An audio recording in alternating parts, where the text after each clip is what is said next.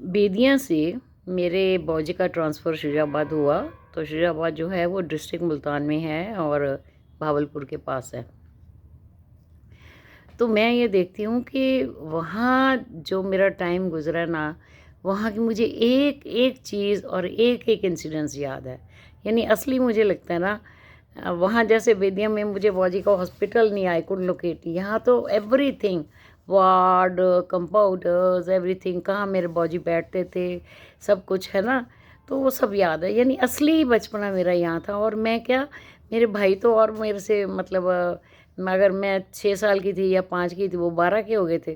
तो वो तो काफ़ी मतलब अच्छी एज में थे और वो खूब खेलते थे और मैं उनके साथ साथ जहाँ वो जाते वहाँ मैं जाती। और दोपहर को मुझे याद आता है, थोड़ा बताती हूँ मैं, दोपहर को वहाँ बिजली नहीं थी, तो पंखे वगैरह ना, वो जो ऐसे हाथ से करने वाले पंखे होते थे, वही नौकर लोग झालते थे, है ना। तो जब मेरे पेरेंट्स सो जाते दोपहर में, तो हम दोनों बहन भाई निकलते बाहर। बाग था बहुत बड़ा, जामुन के बड़े बड़े पेड़।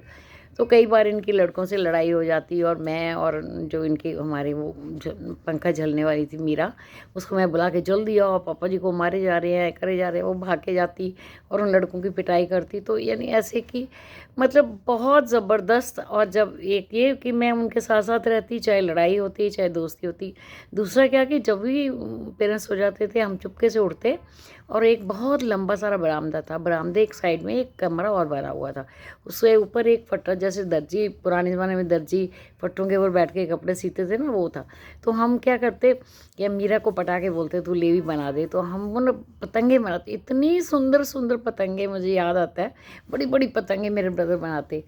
तो फिर क्या होता कि हम तो उड़ाने की सोचते, इतने में अगर मेरी मदर जाग जाती है आकर के, उन पता नहीं उनको क्या कोई प्रॉब्लम थी, आते ही ना बस खींचते हुए धूप में। वहाँ गर्मी बहुत होती है इस्लामाबाद में, बहुत ज़्यादा। तो क्या धूप में कहाँ घूम रहे हो, और वो गुस्से में सारी पतंगे फाड़ देती और हमें कानों से पकड़ के ला के वहाँ फिर सुला देती।